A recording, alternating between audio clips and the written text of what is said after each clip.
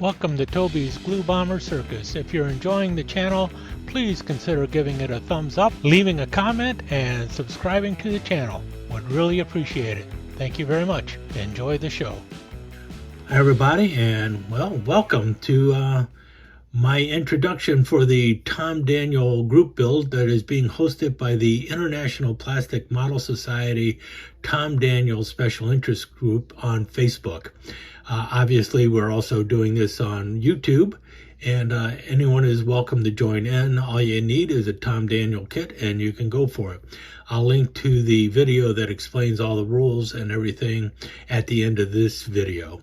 But this is going to be my entry for this video, or for this group build, the Tom Daniel Iced Tea. Now, I have built this kit before when I was a little kid, when it first came out back in around 1970 or so. And it is a fun kit to build.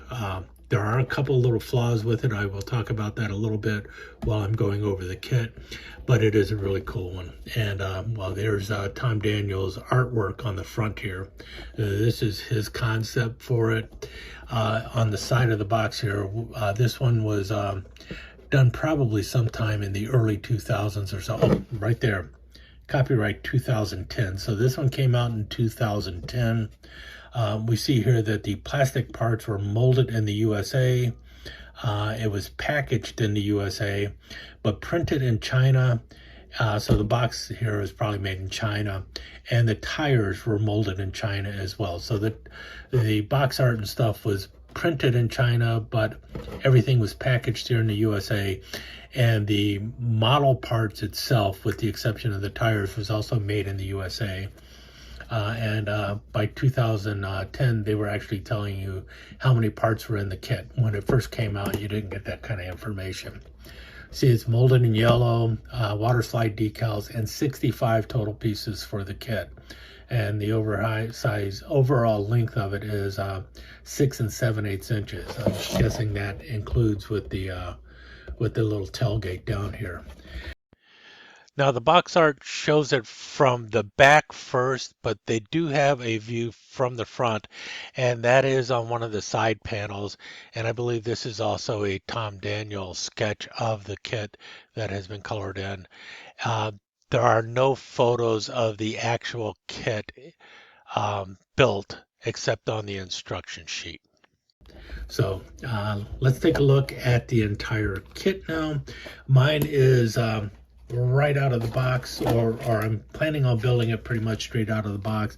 Might make a few changes, but I have not built this one at all. It is new out of the box. This is the instruction sheet that came with it in 2010. And there you have another picture of the model. Backside, 8 steps to successful building. And then we flip it over and we see the finished product again with the decal placements and steps 1 and I guess steps 1.5 here, which is getting the engine built and put onto the lower frame. And then turn it around, we see the back axle, and then building the back end. And then we have the front end, the interior, and then the final touches, step 6. So 6 steps to building the whole kit with 32 individual steps within there. But that's the instruction sheet. It's a pretty simple build, 65 pieces, so it shouldn't be that difficult. It has the MC Racemaster slicks in there. So you have the ones that have the that look like they're set up for racing. So you have the little bump in the bottom there because they're not inflated all the way. A lot of people like these wheels. A lot of people do not like them. They are a 2-piece wheel. I actually like the ones that roll a little better, but these are also kind of cool looking, so it's nice to see something a little different. They are 2 pieces. However, they will hold together fairly well once you get the hubs in place and everything. The hubs will actually keep the tires in place. Still, you might want to do a little bit of gluing on them. So there you have it. Kind of hard to see all the detail with the black here. Maybe if I put on more light. Oh, well, there you go. Now you can see a little more of the shadow in it and everything. So they are some pretty cool tires. Two pieces, might have to glue them, but the hubs will hold them in place. The front tires are your typical wheels that you get, for tires that you usually get from Tom Daniel kits. So you got the little ones up front, big ones in the back, you know, classic 1960s, early 70s setup, where everything was actually jacked up in the back, and that was the style. Nowadays, everything is dropped low to the ground, but not back then. And I'm still a big fan of raising that back up. So, in any case, let's start taking a look at the actual parts of the kit. We'll start here with the body, which is in a really decent shape. I mean, this is a USA made one. The plastic is still fairly good. Actually, the monogram kits, even the ones that were made in China, the molds are still pretty good. You do have the bumps up here. I guess if you want to sand them down, you can. There's a little flash there. I'll probably try and get rid of that. We see here, oh yeah, on the inside, it shows when it was copyrighted, copyright 1970. It says Revell Inc. We all know that it was originally done by Monogram. And then all rights reserved, made in USA. And then the number there, the mold number. And then the front end here. You'll notice that there's a little space right there. That's for these the front headlights, because the front headlights are two position. You can flip them up or flip them down. You know, back when the hidden headlights were a big thing, and that was probably why it was done that way. Got a little flash there too I'll have to take care of. But if you can see here, you got a good mold line here, so you can actually do some detailing with the mold line, or if you want to use it for a guide, you can actually open up the door. I don't know if I'm going to open a door or not, but got those on both sides, so you got the little doors that can be open. Suicide doors on top of that. If you were to open them, then you're going to probably need to put a little detail on the inside, like, you know, well, you should probably put a little detail on the inside anyway, like a door handle or something, so that might be cool. But all in all, a really slick looking body. I've always liked that body. And then the bottom here, you've got the detail of the framed for the pickup body. And you've got a really clear line here if you want to cut it. See right there, you got that nice clear line. If you wanted to cut it and close the bed up, you could do that. I guess I've never done that. I've only built this once, but I am tempted to do that. But this is the only iced tea I have, so I'm going to try and keep it as close to the original as possible. The lemon yellow is not the yellow I remember it coming as. I remember it being a kind of a darker yellow, more like the camel yellow that Tamiya has. So I might end up spray painting it Tamiya yellow, or I might go with a different color.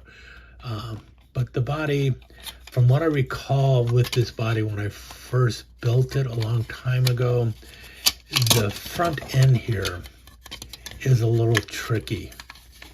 When you get it all in place, let's see here. Come on. Okay, get it in place. If you notice, because of how long that nose is on here, the body has to be kind of held down to glue it in place. And if you're not careful, and I wasn't careful as a kid, what happens is it ends up going down too far. See how it just bounces around? So you got to be very careful when you're gluing the front end of this together. The long snoopy nose needs to be held in place carefully and glued.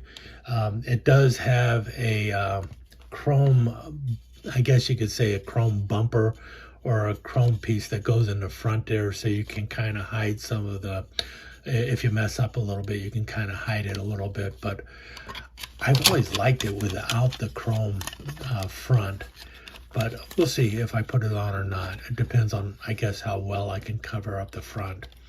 And then, you know, we got the engine. The engine is one of the best engines that they came out with on a Tom Daniel kit. Big old one. What do they describe it as? Let's see here. Okay, the box just said it's a V8 rat motor, but it's a big old big block, and it looks really good. It's nicely molded and everything. You can see there, nice exhaust pipes going on with it. Here's the front headlights that I was talking about. This is the steering column, which is designed to look like an ice pick, and this is the actual seat area. So pretty nice. Got all the pedals on the floor. I do not know exactly how I'm going to paint it yet. I'm not crazy about the black seats because the black seats seem to hide some of the detail. So I'll probably definitely do a lighter color on the seat. I just don't know how light. And I might also put some back portion on here. You know, put some a sheet of styrene over the back so that I have the back of the seat built in too, because you can see it when you look through the body, and I want that back seat closed up. Let's see here. That's pretty much all the yellow parts with the exception of the engine scoop, which I took off and looked at a while ago. I was actually thinking of doing something else with the engine scoop. And this is one of the things that when I first got this kit, I was like, wow, that is so cool. Because, you know, most of the time, the scoop on the cars were chrome. You know, you had that chrome scoop on it. But this one was just in the body color of the car. And I just really like that a lot. And so that will definitely be going on in the same shade as the body of the car or the color of the engine, one of the two. I have a tendency to do the engine color different than the car, and I might be doing that with this one too, but this yellow scoop is kind of cool. So it might end up that there's a yellow body, but a different, or a yellow engine, but a different colored body. I don't know. And then we have the chrome pieces here, and it is a really nice set of chrome, nicely done. Where's my exhaust pipe? Okay, one exhaust pipe is here.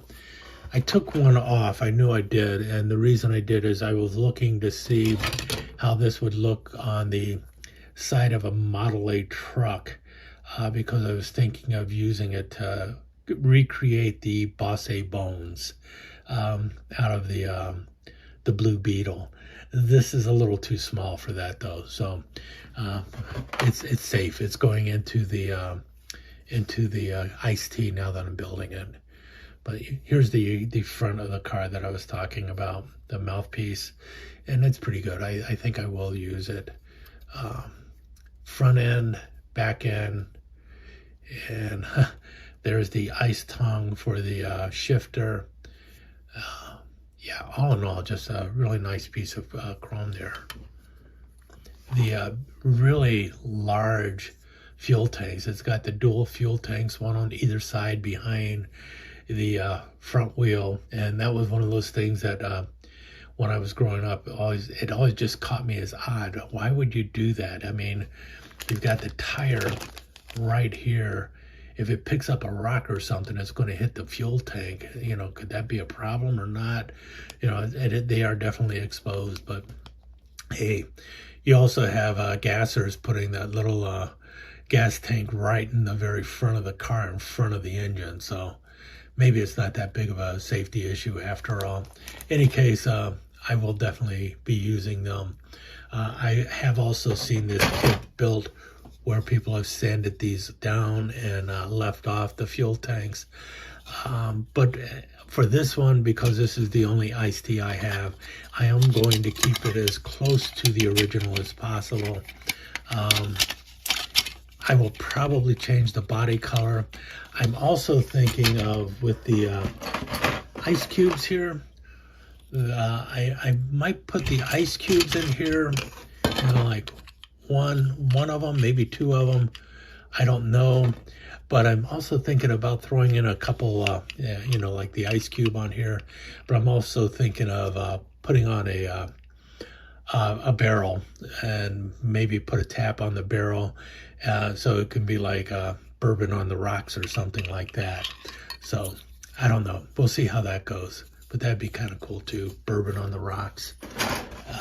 And then finally, here's the decal sheet. A nice little decal sheet. You got the iced tea on the side here.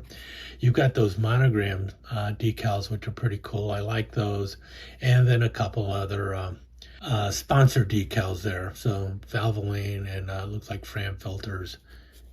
And I'm not sure what that one is. And then we got Tom Daniel iced tea for the numbers there and everything. But I might actually put the Tom Daniel iced tea on the side of the body also, especially if I don't go with the iced teas up here. In any case, that is the kit that I will start. Sometime after May 1st, I've got a couple other kits I'm working on. Remember this one? I'm still working on it. And then there's a 57 Corvette that I'm working on. So this is just going to be thrown into the mix. But there you have it. The Tom Daniel iced tea, new out of the box, or new old stock out of the box, however you want to say it. But that is going to be my build for the Tom Daniel group build, which begins May 1st and ends September 7th. Hope to see some other channels out there joining in on this Tom Daniel group build. Tom Daniel makes some great kits, and yeah, there's a few of them that are readily available right now at cost, thanks to Atlantis models. So if you're into it, how about grabbing a Tom Daniel kit and joining me in this group build? It'll be all summer. Should be fun. Thank you for visiting Toby's Blue Bomber Circus. Really do appreciate you dropping by. If you enjoyed the show, please remember to leave a comment, give us that thumbs up, and consider subscribing to the channel. Hope to see you back soon. Thanks again for dropping by.